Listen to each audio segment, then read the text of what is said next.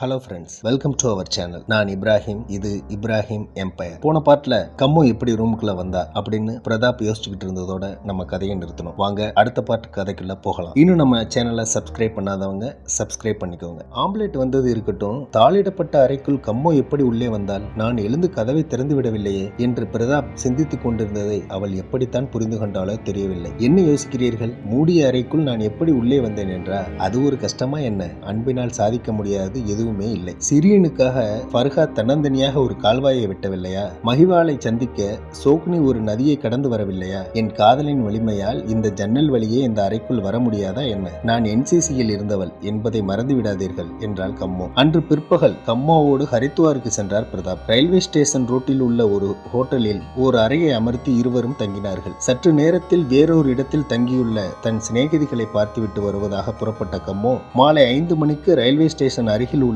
பூங்காவில் சிவபெருமான் சிலைக்கு அருகில் தன்னை சந்திக்குமாறு சொன்னாள். மாலை சரியாக 5 மணிக்கு பிரதாப் பார்க்குக்கு சென்று சிவபெருமான் சிலைக்கு பக்கத்தில் உள்ள ஒரு பெஞ்சில் அமர்ந்தார். கம்மோ இன்னும் வரவில்லையே என்று எண்ணியபடியே எதிர் திசையில் திரும்பிய போது அங்கே 10 அடி தூரத்தில் திடீரென்று வானிலிருந்து இருந்து குதித்தவளைப் போல கம்மோ நின்று கொண்டிருந்தாள். நாவல் பலர் நிற சேலை ஒன்றையும் அதே நேரத்தில் பிளவுஸும் அணிந்து முகத்தில் புன்னகை தவள ஒரு தேவதை போல நின்று கொண்டிருந்தாள் கம்மோ. அந்த அழகை அப்படியே வாரி அணைத்துக் கொள்ள துடித்த பிரதாப் பொது இடமாக இருந்ததால் தன் ஆர்வத்தை அடக்கிக் கொண்டார். நீ வருவதை நான் பார்க்கவே இல்லையே கம்மோ, திடீரென்று எப்படி வந்தாய்? ரொம்ப நேரமாக காத்திருந்தாயோ என்ற பிரதாப்பின் கேள்விகளுக்கு அவள் பதில் சொல்லாமல் முறுவலித்தாள். அதே மர்ம புன்னகை. தனக்கு முன்பே அவள் வந்திருக்க கூடும். செடிகளுக்கு மறைவில் மறைந்திருந்து தன்னை வியப்பில் ஆழ்த்துவதற்காக திடீரென்று வெளிப்பட்டிருக்க கூடும் என்று தம்மை தாமே சமாதானப்படுத்திக் கொண்ட பிரதாப் எங்கே போகலாம் கம்மோ என்று கேட்டார். எங்கே வேண்டுமானாலும் போகலாம் என்றாள் கம்மோ. நீதான் சொல்லேன் என்றார் பிரதாப். நான் இதுவரை ஹரித்வார் ஸ்நான கட்டிடத்திற்கு போனதே இல்லை, அங்கே போவோமா என்றார். ஓ, போகலாமே, நானும் அங்கே போனதில்லை. இங்கே உள்ள எல்லா இடங்களும் எனக்கு புதியவைதான் என்றார் பிரதாப். நீங்கள் எங்கே போனாலும் நான் உங்களை பின்தொடர தயார் என்றால் கம்மோ. பிரதாப் ரிக்ஷா ஒன்றை அமர்த்தி கம்மோவோடு ஏறிக்கொண்டு நதிக்கரையை அடைந்தார். நதிக்கரையில் நீராடுவோரின் கூட்டம் அதிகமாக இருந்தது. அதனால் முகத்துவாரத்துக்கு செல்வதென்று முடிவு செய்த அவர்கள் நதியின் கரையோரமாகவே நடந்து சென்றனர். சுபாஷ் கட்டடம் அருகில் குறுக்கிட்ட பாலத்தை கடந்து சென்ற போது சீக்கிய குருத்வாரா என்பொன்று இருந்தது. குருத்வாராவில் சில பெண்கள் சபத என்னும் கீதங்களை பாடிக்கொண்டும் கீர்த்தனங்களை இசைத்துக் கொண்டும் இருந்தனர். அந்த இடத்தில் கம்மோ அசையாமல் நின்று அந்த கீர்த்தனங்களை கேட்டுக் கொண்டிருந்தார். அவளது பக்தி பிரதாப்பை நெகிழச் செய்தது. அப்பொழுதே பிரதாப் ஓர் உறுதி எடுத்துக்கொண்டார். இவள் தன்னை பற்றிய முழு விவரங்களையும் சொல்லாவிட்டாலும் இவளை பற்றி நான் நன்றாக அறிவேன். ஒரு நாள் இரவு என்னோடு ஒரே படுக்கையில் உணர்வுகளை வென்ற நிலையில் படைத்திருக்கவில்லையா? அதைவிட ஒரு பெண்ணிற்கு கடுமையான சோதனை வேறு ஏதேனும் உண்டோ? என்ன விளைவுகள் ஏற்பட்டாலும் இவளை நான் மணந்தே தீருவேன். உன்னை மணந்து கொள்ளப் போகிறேன் என்று அவளிடம் சொல்லிவிட்டால் உடனே அவள் தன்னை பற்றி எல்லா உண்மைகளையும் ஒளிவு மறைவின்றி என்னிடம் சொல்லிவிட மாட்டாளா என்ன என்றெல்லாம் தமக்குள் தாமே எண்ணியவாறே அவளது கைகளை பற்றியபடியே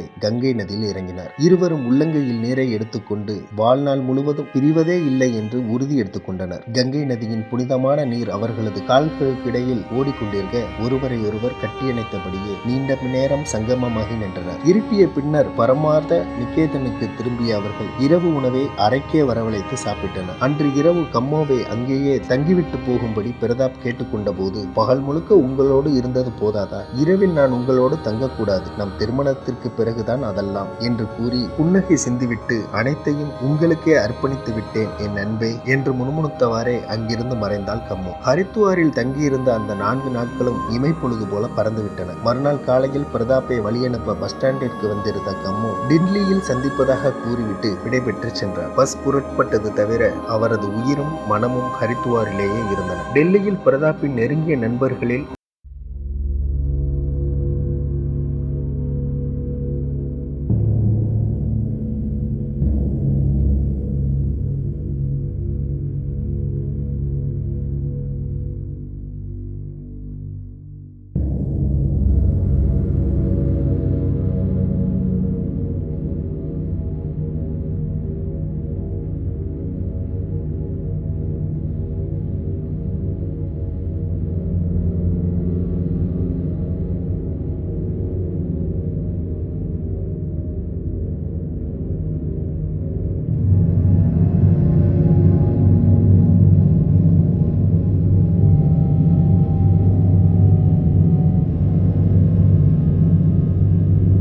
பரிபூர்ணமாக அனுபவித்தார் பிரதாப். சுவையான காலை சிற்றுண்டியை முடித்துக்கொண்டு ஊரை சுற்றி பார்க்க கிளம்பினார் பிரதாப். சிம்லாவுக்கு வரும் உல்லாச பயணிகள் அங்கே விற்கும் வேலைப்பாடமைந்த வாக்கிங் ஸ்டிக்கை வாங்கி சுழற்றி கொண்டே செல்வதுதான் ஃபேஷன். பிரதாப்பும் மால் பகுதி கடைத்தெருவில் ஒரு வாக்கிங் ஸ்டிக்கை வாங்கி கொண்டு ஏறு நடை போட்டார் சிம்லா வீதியில். கொஞ்ச தூரம் தான் சென்றிருப்பார். என்ன ஆச்சரியம், சாலை ஓரத்தில் படு ஸ்டைலாக ஸ்கர்ட்டும் பிளவுஸும் அணிந்து கோகோ கிளாஸ் போட்டுக் கொண்டு நின்றிருந்தால் கம்மு. அதே இரட்டை பின்னல், அதே புன்னகை, கையில் அவரிடம் இருந்ததை போலவே ஒரு வாக்கிங் ஸ்டிக். பிரதாப்பின் வியப்பு எல்லை மீறிற்று. மகிழ்ச்சிக்கோ அளவே இல்லை. சல்வார் கமீஸுக்கு பதிலாக அவளது அழகை பன்மடங்கு அதிகரித்து காட்டும் ஸ்கர்ட், பிளவுஸ், ஆடையும் சன்கிளாஸும் பிரதாப்பையே ஒரு கணம் மயங்க செய்துவிட்டன. கம்மோதானா அல்லது வேறு யாரோவா என்று சந்தேகப்பட்டு நின்ற பிரதாப் அவளது பழக்கமான மயக்கும் புன்னகையை பார்த்து தான் அடையாளம் கண்டுகொண்டார். கம்மோ ஓடி வந்து பிரதாப்பை கட்டி பிடித்து கொண்டாள். தன் கல்லூரி தோழிகளுடன் சிம்லாவுக்கு முதல் நாள் தான் வந்தாளாம். இன்னும் ஒரு வாரம் இங்கே தான் இருப்பாளாம். அவளே சொன்னாள். சும்மா முகத்தை தூக்கி வைத்துக் கொள்ள வேண்டாம். வருவதற்கு முன் உங்களிடம் சொல்லிவிட்டு வர முடியவில்லை. அதற்கு வட்டியும் முதலுமாக இன்னும் ஒரு வாரத்திற்கு உங்களிடனேயே இருக்கிறேன், போதுமா என்றாள் கம்மு. பிரதாப்பின் மன உணர்ச்சிகளை ஒரு நொடியில் புரிந்து கொண்டு அவளை பெருமை பொங்க பார்த்தார் பிரதாப். ஓ, இவளுக்குத்தான் எவ்வளவு புத்திசாலித்தனம்! எதிராளியின் மனதில் உள்ளதை எவ்வளவு விரைவில் புரிந்து கொண்டு வாய் திறந்து புகார் சொல்ல வழியே இல்லாமல் அதற்கு பதிலும் பரிகாரமும் சொல்லிவிடுகிறாள். எவ்வளவு விரைவாக எதையும் தீர்மானிக்கிறாள் இப்படி ஒரு பெண்ணா என்று வியந்து மகிழ்ந்து உருகி போன பிரதாப், கம்மோ, இப்போது உன்னை பார்த்தால் எப்படி இருக்கிறாய் தெரியுமா என்றார். எப்படி? ஆங்கிலேய சீமாட்டி போல இருக்கிறாய். ஓஹோ, சீமாட்டிகள் என்றால் உங்களுக்கு அவ்வளவு ஆசையா என்று அவரை பரிகசித்தாள் கம்மோ. உன்னை இங்கே பார்ப்பேன் என்று நான் கனவிலும் கருதவில்லை கம்மோ. சிம்லாவின் தனிமை சூழ்நிலை என்னை ரொம்பவும் ஏங்க வைத்து விட்டது தெரியுமா என்றார் பிரதாப். இருக்காதா பின்னே, ஆங்கில துறைமார்கள் தங்கள் சீமாட்டிகளோடு தனித்து திரிந்து காதல் சரசமாடுவதற்காகவே உபயோகித்த மலைவாச தலமாயிற்றே சிம்லா. என் பிரதாப் துறைக்கு ஜோடி இல்லாவிட்டால் துக்கம் வராமல் என்ன செய்யும்? அதனால் தான் அவருக்கு முன்னதாகவே நான் இங்கு வந்து விட்டேன். ஆனால் துரைசாணியை எதிர்பார்க்கும் இந்த துறைக்கு என்னை பிடிக்குமோ பிடிக்காதோ என்று சீண்டினாள் கம்மு. அவளை வாரி அணைத்து முத்தமிட்ட பிரதாப், இதுதான் என் பதில் என்றார். போதும் போதும் துரை அவர்களே, வீதியில் போவோர் ஒருவர் எல்லாம் காசு கொடுக்காமலே காட்சி பார்க்கிறார்கள். கொஞ்சம் ஒதுக்குப்புறமாக போய்விடலாமா என்று கூறிவிட்டு விழுந்து விழுந்து சிரித்தாள் கம்மு. காலையிலேயே ஒரு ஆட்டோ ரிக்ஷாவை வாடகைக்கு அமர்த்தி கொண்டு பிரதாப்பும் கம்மோவும் சிம்லாவில் ஒரு இடம் பாக்கி இல்லாமல் சுற்றி வந்தனர். மாலை 4 மணிக்கு ஒரு பூங்காவின் தனித்த மூலையில் பிரதாப்பை வாரி அணைத்த கம்மோ அவனது இதழ்களில் ஆழ்ந்த முத்தம் ஒன்றை பதித்தவாறே முணுமுணுத்தாள். என் சகலத்தையும் உங்களுக்கே அர்ப்பணித்து விட்டேன் என் அன்பே. பாப்பு, நான் உங்களை யுகாந்திரமாய் காதலிக்கிறேன் தெரியுமா உங்களுக்கு என்றவள், நான் மீண்டும் ஒரு முறை பிறந்தால் உங்களை நிழல் போல தொடரும் வாய்ப்பையே யாசிப்பேன் கடவுளிடம் தெரியுமா பாப்பு என்றாள். அவள் கண்களில் கசிந்த கண்ணீர் துளிகளின் கணம் பிரதாப்பின் நெஞ்சில் இறங்க அவனும் அவளை விழா எலும்பு நொறுங்கும் அளவுக்கு கட்டியணைத்து முத்தமாறி பொழிந்து நானும் தான் கம்மோ என்று அரற்றினார். சிம்லாவுக்கு பலமுறை வந்த அனுபவம் கம்மோவுக்கு இருந்ததால் பகல் முழுக்க பிரதாப்பை அழைத்துச் சென்று ஊர் சுற்றி காண்பித்தாள். மாலையில் இருவரும் ஏதாவது ஒரு தியேட்டருக்கு சென்று ஆங்கில படம் பார்த்தனர். சிம்லாவில் அவர்கள் சேர்ந்திருந்த எல்லா நாட்களிலும் அதுவே வாடிக்கையாயிற்று. தியேட்டர்களில் ஓடிய ஆங்கில படங்கள் அனைத்தையும் பார்த்தீர்த்தனர். கடைசியில் பிரதாப் நந்தன் கிராமத்திற்கு செல்ல வேண்டிய நாள் வந்தது. பிரதாப்பும் கம்மோவும் பிரிய வேண்டிய வேலை நெருங்கிய போது, பாப்பு, இனிமேல் என்னால் உங்களை பிரிந்து ஒரு கணமும் இந்த பூமியில் உழவ முடியாது. விரைவில் என்னை உங்களோடு இணைத்துக் கொள்ளுங்கள் என்றால் கம்மோ கண்ணீர் மல்க. பிரதாப்பும் அதே முடிவுக்கு ஏற்கனவே வந்திருந்தார். இம்முறை டெல்லிக்கு திரும்பியதும் ஆரிய சமாஜ் மந்திரியில் கம்மோவை பிரம்ம சமாஜ் முறைப்படி திருமணம் செய்து கொள்ள முடிவு செய்துவிட்டதாக பிரதாப் சொன்னதும் மகிழ்ச்சியை அடக்க முடியாமல் டூரிஸ்ட் பங்களா வாட்ச்மேனுக்கு முன்னாலேயே பிரதாப்பை கட்டிப்பிடித்து முத்தமிட்டாள் கம்மோ. வாட்ச்மேன் திகைத்து போய் அரே பாப்ரே என்று முகத்தை திருப்பிக் கொண்டார். ஓர் இளவரசியைப் போலவே தோற்றமளித்த கம்மோ ஒவ்வொரு செயலிலும் இளவரசியாகவே விளங்கினாள். அழகில், குணத்தில், செலவில், சிந்தனையில், அதை செயல்படுத்தும் வேகத்தில், காதல் தாபத்தை அச்சமின்றி வெளிப்படுத்தும் செயலில், எல்லாவற்றிலுமே அவள் ஒரு இளவரசிதான். பிரதாப்பின் நண்பர்கள் சொன்னவை 100க்கு 100 சரிதான். பாப்ரே என்று வெக்கத்தால் முகத்தை திருப்பிக் கொண்ட வாட்ச்மேனை கைதட்டி அழைத்தாள் கம்மு. அவன் தயங்கிய போது, ஏய் கிழவா, வரப்போறியா இல்லையா என்று ஒரு அதட்டல் போட்டாள். கிழவன் சிறுவனாகி குடுகுடுவென்று ஓடி வந்து சலாம் மேப் சாப் என்று சலாம் வைத்தான். இதோ பார் தாத்தா, இந்த துறையைத்தான் நான் கட்டிக்க போறேன். ஜோடி பொருத்தம் எப்படி என்றால் கம்மு. பகுத் படா அச்சா ஹே மேம் சாப், சாப் படா சுந்தர் ஹே என்றால் சிரித்தவாறே. ஒரு 100 ரூபாய் நோட்டை எடுத்து அவன் கையில் திணித்து ஓடி போக்கிலவா என்று கம்மு அவனை துரத்த அவன் நம்ப முடியாமல் திகைக்க போ என்று கம்மு மறுபடியும் அதட்ட கிழவன் மீண்டும் ஒரு முறை சிறுவனாகி எடுத்தான் ஓட்டம். நந்தன் கிராமம் பியாஸ் நதிக்கரையில் உள்ளது. திருமண வீடு மிகவும் கலகலப்பாக இருந்தது. நையார் குடும்பத்தினர் அந்த பகுதியில் மிகுந்த செல்வாக்கு படைத்தவர்களாக இருந்தனர். பிரதாப் அந்த ஊருக்கு போன போது மணமகன் மதன் சந்த் மிகவும் அன்போடு வரவேற்றார். கிஷன் சந்த் மனைவி மக்களோடு வந்து சேர்ந்தான். விருந்தோம்புவதில் நையார் குடும்பத்திற்கு இணை சொல்ல வேறு குடும்பம் கிடையாது. பிரதாப்புக்காக அந்த கிராமத்தில் கூட ஒரு தனி அறையும் கட்டிலும் மெத்தையும் மேஜை நாற்காலியும் பாத்ரூமும் ஏற்பாடு செய்து கொடுத்திருந்தார்கள். ஒரு மலைப்பகுதி திருமணத்தை பிரதாப் பார்ப்பது அதுதான் முதல் தடவை. இமாச்சல பிரதேச மக்களின் திருமண சடங்குகள் மிகவும் வேடிக்கையானவை. அதை பற்றி கேள்விப்பட்டிருந்த பிரதாப் நேரில் அதையெல்லாம் பார்க்க போகிறோம் என்பதில் மிகுந்த ஆர்வத்தோடும் பரபரப்போடும் காணப்பட்டார். இரவு சாப்பாட்டை முடித்துக்கொண்டு தனக்கென்ற ஒதுக்கப்பட்ட அறையில் புகுந்து ஜன்னலோரமாக போடப்பட்டிருந்த கட்டிலில் சாய்ந்தார் பிரதாப். ஜன்னல் கம்பிகளின் வழியே நில ஒளி அரை முழுக்க பரவியிருந்தது. இமாச்சல பிரதேசத்தின் குளிர்ச்சியும் நில ஒளியின் அழகும் பிரதாப்பின் உள்ளத்தில் அளவற்ற மகிழ்ச்சியையும் அமைதியையும் உருவாக்கி இருந்தன. முதல் நாள் வரை கம்மோவோடு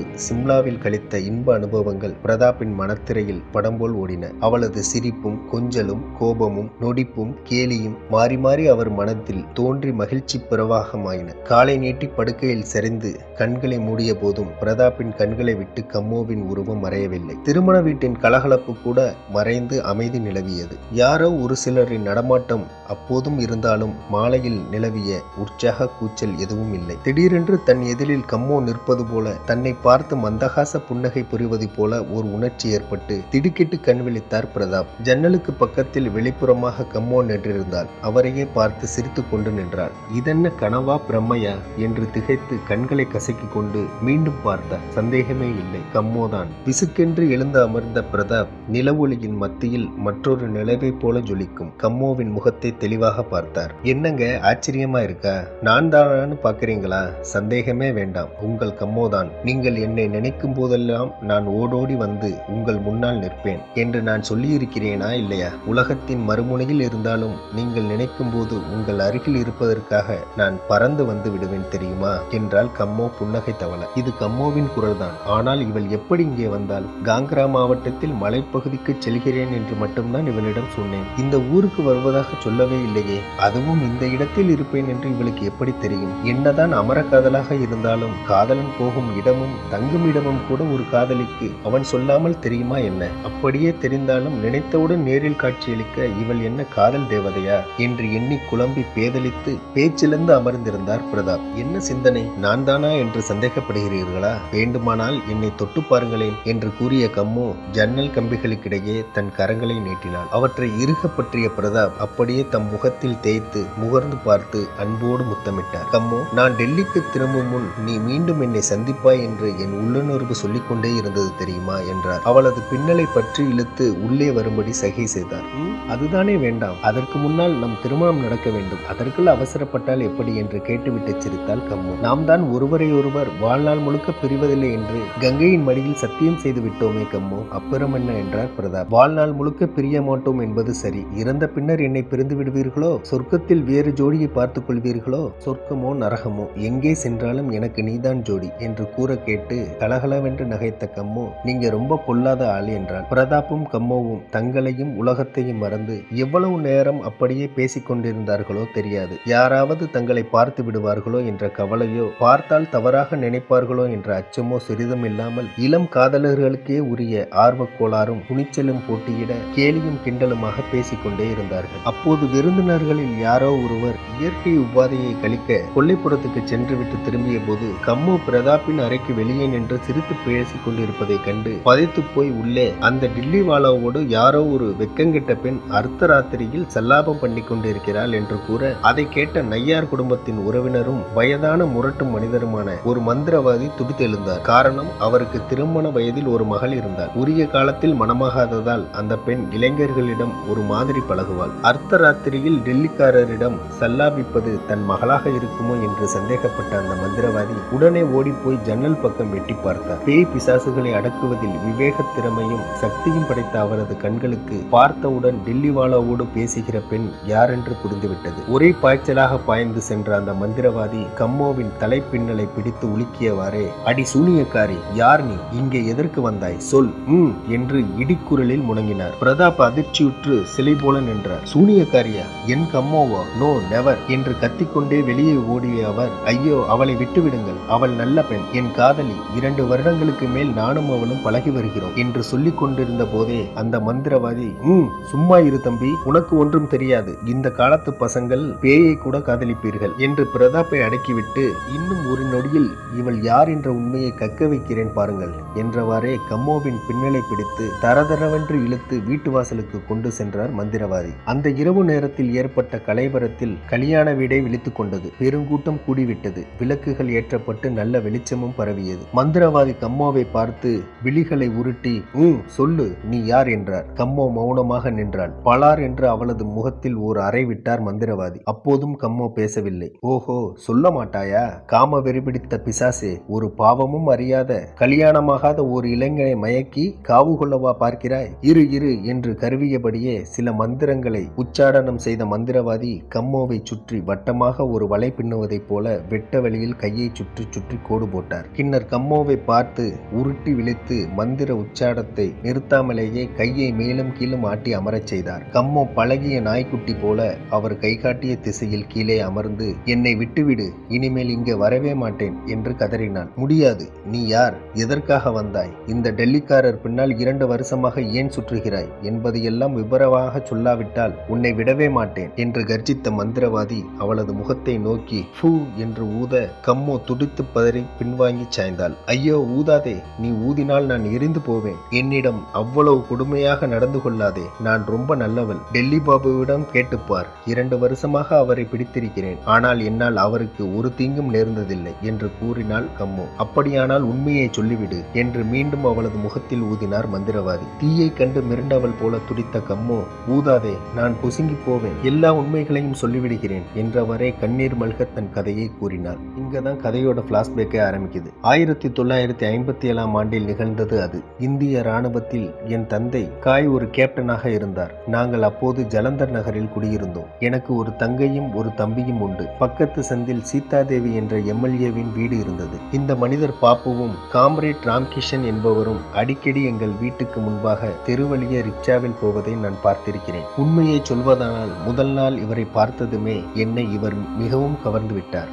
மறுநாள் என்று தினசரி அந்த குறிப்பிட்ட நேரத்தில் என் வீட்டு மொட்டை மாடியில் இவர் வருகைக்காக காத்திருந்து பார்க்க ஆரம்பித்தேன். ஒரு நாள் இவரை பார்க்காவிட்டாலும் எனக்கு என்னவோ போல இருந்தது. இவர் யார் என்ற விவரமே தெரியாமல் இவரோடு ஒரு தடவை கூட பேசாமல் இவரை காதலிக்க ஆரம்பித்து விட்டேன். இவரை சந்தித்து பேச என் மனம் துடித்தது. ஆனால் அதற்கு சந்தர்ப்பமே வாய்க்கவில்லை. ஒரு முறை எங்கள் கல்லூரி ஆண்டு விழாவில் பாப்பு மேடையில் ஏறி சொற்பொழிவாற்றினார். அப்போதுதான் தெரிந்தது இவரும் எங்கள் கல்லூரியிலே படித்து வந்த ஒரு மாணவர் என்பது. அதன் பின்னர் எங்கள் கல்லூரி கேண்டீனில் இவரை 2 முறை பார்த்தேன். ஆனால் இவரோடு பேச எனக்கு துணிவில்லை. இவரது மோபாயில் உள்ள பொட்டு போன்ற மச்சம் என்னை பெரிதும் கவர்ந்தது. எங்கள் கல்லூரி மாணவிகள் அடிக்கடி பேசுவார்கள். பல பெண்கள் இவரோடு பேசவும் நட்பு கொள்ளவும் துடித்தார்கள். இவரோ அப்போது மிகவும் கூச்ச சுபாவம் கொண்டவராக இருந்தார். அதனால் ஒதுங்கி ஒதுங்கி போய்விடுவார். என் தோழிகள் சிலர் இவரை பச்சா வருதுடி என்று கேலி செய்வார்கள். நான் அவர்களை கடிந்து கொள்வேன். ஆனால் என் மனத்தை இவரிடம் திறந்து காட்ட எனக்கு சந்தர்ப்பமே வாய்க்கவில்லை. முழு ஆண்டு தேர்வு முடிந்தது. அதன் பின்னர் இவரை என்னால் சந்திக்கவே முடியவில்லை. விசாரித்த போது இவர் வேறு ஊருக்கு சென்று விட்டதாக தெரிய வந்தது. எனக்கு ஒரே ஏக்கம். கைக்குள் இருந்த காதலரை நழுவ விட்டு விட்டோமே என்ற துக்கம் என் மீதே எரிச்சலாக திரும்பியது. சரியாக சாப்பிடாமலும் தூங்காமலும் என்னை நானே தண்டித்துக் கொண்டேன். அந்த சமயத்தில் தான் என் தந்தைக்கு மேஜர் பதவி கிடைத்தது. டெல்லிக்கு மாற்றப்பட்டார். டெல்லி கண்டோன்மெண்டில் நாங்கள் குடியேறினோம். டெல்லியின் பரபரப்பான வாழ்க்கையில் நான் பாப்புவை மறந்துவிட்டேன் என்றே கூறலாம். 3 ஆண்டுகள் கழிந்தன. ஆனால் திடீரென்று டெல்லி நகர சாலையில் இவரை ஒரு நாள் பார்க்க நேர்ந்தது. அது ஒரு டிசம்பர் மாதம் 3ஆம் தேதி. தௌலாகுவான் பஸ் ஸ்டாப்பில் நான் ஒரு தோழியுடன் நின்று கொண்டிருந்தேன். யாரோ ஒரு அயல்நாட்டு பிரமுகர் டெல்லிக்கு விஜயம் செய்தார். பாலம் விமான நிலையத்திலிருந்து அவர் மோட்டார் காரில் பவனி வர இருந்ததால் போலீசார் இதர கார்களையும் பஸ்களையும் வேறு பக்கம் திருப்பிவிட்டிருந்தார்கள். சாலையே வெறிச்சோடி இருந்தது. அப்போதுதான் என் பாப்புவை கண்டேன். யாரோ ஒரு நண்பரின் மோட்டார் பைக்கில் பின்னால் அமர்ந்திருந்த பாப்புவை பார்த்ததுமே அடையாளம் கண்டுகொண்டேன். 3 ஆண்டுகளில் இவர் அவ்வளவாக மாறிவிடவில்லை. மோட்டார் பைக் வினாடி வேகத்தில் என்னை கடந்து விரைந்தது. மீண்டும் ஒரு முறை இவரை தவறவிட நான் விரும்பவில்லை. அதனால் பாப்பு என்று அழைத்தவாறே நடிச்சாலையில் இவர் ஏறி சென்ற மோட்டார் பைக்கை பின்பற்றி ஓடினேன். ஆனால் அவர் என்னை கவனிக்கவில்லை. மோட்டார் பைக் மிக வேகமாக பறந்து சென்று விட்டது. நான் திக்பிரமை பிடித்து நின்றுவிட்டேன். திரும்பி நடைபாதைக்கு வருவதற்குள் ராட்சச வேகத்தில் வந்த ஸ்கூல் பஸ் ஒன்று என் மீது மோதி என்னை நசுக்கிவிட்டு ஓடிவிட்டது. என் தோழியின் கூக்குரல் கேட்டு ஓடி வந்த போலீசார் உடனே என்னை வெலிங்டன் ராணுவ ஆஸ்பத்திரிக்கு எடுத்துச் சென்றனர். அன்று மாலையிலேயே நான் மரணமடைந்து விட்டேன். மயக்கமுற்று சாவோடு போராடிய அந்த இறுதி நேரத்தில் கூட என் வாய் பாப்பு பாப்பு என்றே முழங்கியது. என் ஆவி சாந்தியடையாமல் சுற்றி கொண்டிருந்தது. பாப்புவை தேடி டெல்லி நகர வீதியில் மாதக்கணக்கில் சுற்றித் திரிந்தது. கடைசியில் 1960ஆம் ஆண்டின் குளிர்கால இரவில் மிண்டோ பிரிட்ஜை தாண்டி தாம்சன் ரோடு சந்திப்பில் உள்ள பார்க்கில் நிம்மதியில்லாமல் தவித்துக் கொண்டிருந்த என் ஆவி தன் உயிருக்குயிரான பாப்புவை கண்டதும் பழைய உருவத்தை பெற்று இவரை வழிமறைத்து நிறுத்தி இவரோடு சைக்கிளில் தொற்றிக்கொண்டது. வாழ்வில் நிறைவேறாத என் காதல் சாவின் மூலம் பூர்த்தியடைந்தது. செத்தபின் இவரை சந்திக்கவும் பேசவும் இவரது அன்பை பெறவும் முடிந்தது. கங்கை நதியில் நின்று நாங்கள் இருவரும் ஒருவரையொருவர் பிரிவதில்லை என்று சத்தியம் செய்திருக்கிறோம். விரைவில் திருமணம் செய்து கொள்ளவும் முடிவு செய்திருக்கிறோம். என் வாழ்நாளில் இன்னும் 47 ஆண்டுகள் பாக்கி இருக்கிறது. இந்த 42 ஆண்டுகளும் நான் இவருக்கு நல்ல மனைவியாக இருப்பேன். விண்ணுலக சொர்க்கத்தை இவருக்காக மண்ணுலகிலேயே உருவாக்கி தர என்னால் முடியும். ஒரு நாள் கூட இவர் கவலைப்படவோ துன்பப்படவோ விடமாட்டேன் என்று உறுதியளிக்கிறேன். தயவு செய்து என்னை விட்டுவிடு. இவரை மணக்க அனுமதி கொடு. என் ஆத்மாவை சாந்தியடைய விடு என்று கண்ணீர் மல்க தன் கதையை கூறி முடித்த கம்மோ மந்திரவாதியிடம் மன்றாடினாள். வெளியே நில ஒளி வீசியது. சுற்றி இருந்தவர்கள் அனைவரும் கம்மோவையும் பிரதாப்பையும் மந்திரவாதியையும் மாறி மாறி பார்த்து கொண்டிருந்தனர். எங்கும் இறுக்கமான மௌனம் நிலவியது. சுயநலமற்ற கம்மோவின் ஆத்மார்த்தமான காதல் கதை அனைவரையும் உருக வைத்து அந்த மௌனத்தை மேலும் புனிதப்படுத்தியது. பெண்கள் அனைவரும் கம்மோவின் கதையை கண்ணீர் படித்து கேட்டுக்கொண்டிருந்தனர். அவர்களிடம் கேட்டிருந்தால் கம்மோவை விடுவிக்கும்படி கட்டாயம் கூறியிருப்பார்கள். ஆனால் அந்த முரட்டு மந்திரவாதி சலனமின்றி அமர்ந்திருந்தார். கம்மோவின் சோக கதை அவரை இம்மியளவும் அசைக்கவில்லை. அவர் மீண்டும் கம்மோவின் முகத்தில் ஊதினார். கம்மோ அனல் பட்ட புழு போல துடித்து கதறினாள். அவளை சித்திரவதை செய்யாதே. தெய்வீக காதலின் சின்னம் அவள். அவள் யாசிப்பது காதல் பிச்சை, சித்திரவதை அல்ல. இரக்கமில்லாமல் நடந்து கொள்ளாதே என்று சீறினார் பிரதாப். ஆனால் இவள் ஒரு சூனியக்கார ஆவி. இவளோடு நீ வாழ முடியாது என்றான் மந்திரவாதி. இவள் யாராக வேண்டுமானாலும் இருக்கட்டும். பேயாக இருந்தாலும் என்னை மனப்பூர்வமாக காதலிக்கிறாள். அதற்காகவே நானும் அவளை காதலிக்கிறேன் என்றார் பிரதாப். ஆனால் அந்த மந்திரவாதி அவரது ஆட்சேபனையை காதில் போட்டுக் கொள்ளவே இல்லை. தனது மாந்திரீக சக்தியை நிரூபிக்க கிடைத்த ஒரு பொன்னான சந்தர்ப்பத்தை அவர் நழுவ விடவும் தயாராக இல்லை. ஓர் இரும்பு ஆணி கொண்டு வா என்று கத்தினார். யாரோ போய் ஓர் ஆணியை கொண்டு வந்து கொடுத்தார். அதை வாங்கி கம்மோவின் தலையில் செலுத்தி சுத்தியலால் அறைந்தார். பிரதாப் அந்த கொடுமையை சகிக்க முடியாமல் கண்களை மூடிக்கொண்டார். ஓர் ஆவிக்கு திருமண வீட்டில் இடம் கிடையாது. ஆவிகளுக்கு பிறர் மீது ஆதிக்கம் செலுத்தும் சக்தி அதிகம் உண்டு. டெல்லிக்காரர் இதன் ஆதிக்கத்தில் இருக்கிறார். அவரை கேட்டு எதுவும் செய்ய முடியாது என்று கூறிய மந்திரவாதி மீண்டும் மந்திர உச்சாடனம் செய்து இப்போது சொல், உனக்கு என்ன வேண்டும் என்றார் கம்மோவை பார். எனக்கு விடுதலை வேண்டும் என்றால் கம்மோ. எப்படிப்பட்ட விடுதலை? என் வாழ்நாளில் இன்னும் 46 வருடம் 9 மாதம் 11 நாள் பாக்கி இருக்கிறது. அவ்வளவு காலமும் நான் ஆவியாகவே அலைய வேண்டும். இந்த டெல்லிக்காரர் கன்னி பெண்களுக்கு வயிறார உணவு படைத்து புடவை துணி மணிகள் கொடுத்து என் ஆத்மா சாந்தியடைய பிரார்த்தித்தால் எனக்கு விடுதலை கிடைக்கும் என்றாள். மறுநாள் பிரதாப் தம் சொந்த செலவில் திருமணமாகாத 11 கன்னி பெண்களுக்கு வடை பாயாசத்தோடு விருந்து கொடுத்தார். விருந்து முடிந்ததும் ஒவ்வொரு பெண்ணுக்கும் விலை உயர்ந்த துணிமணிகளை தம் கையாலேயே கொடுத்து அனுப்பினார். அதுவரை ஆணியடிக்கப்பட்ட தலையோடு மந்திர சக்திக்கு கட்டுப்பட்டு அமர்ந்திருந்த கம்மோ எனக்கு சாந்தி கிடைத்து விட்டது, நான் விடுதலை பெறப் போகிறேன் என்று கத்தினாள். பிரதாப்பை தன் அருகே அழைத்து அனைவருக்கு முன்னாலும் ஆறத் தழுவி முத்தமிட்டு என் அன்பே, அனைத்தையும் உனக்கே அர்ப்பணித்தேன் என்று முணுமுணுத்த கம்மோ, பாப்பு, உங்களுக்காக நான் மேல் உலகத்தில் காத்திருப்பேன். அங்கே சந்திக்கும் போது நாம் மணந்து கொள்ளலாம் என்று கூறினார். பிரதாப்பின் கண்களில் கண்ணீர் ஆறாக பெருகி ஓடிற்று. என் அன்பே, அழாதீர்கள் என்றவாறே திரும்பிய கம்மோ மந்திரவாதியை பார்த்து சீக்கிரம் என்னை அனுப்பு என்று விரைவுபடுத்தினாள். மந்திரவாதி புன்னகை தவள பலத்த குரலில் மந்திரம் ஊதியவாறே கம்மோவின் தலையில் பதித்திருந்த ஆணியை பிடுங்கினார். கம்மோ கதறியபடியே தரையில் சாய்ந்தாள். புகை போல ஏதோ ஒன்று மேலே சென்றது. அடுத்த வினாடி கம்மோ இருந்த இடம் காலியாக இருந்தது. கம்மோ போய்விட்டாள், புகையோடு புகையாக. என்னையே அர்ப்பணித்தேன். கதை உங்கள் அனைவருக்கும் பிடித்திருக்கும் என்று நம்புகிறேன். கதை பிடித்திருந்தால் லைக் பண்ணுங்க, மற்றவங்களுக்கும் ஷேர் பண்ணுங்க. மீண்டும் ஒரு நல்ல வீடியோவில் உங்களை சந்திக்கிறேன். நன்றி, வணக்கம்.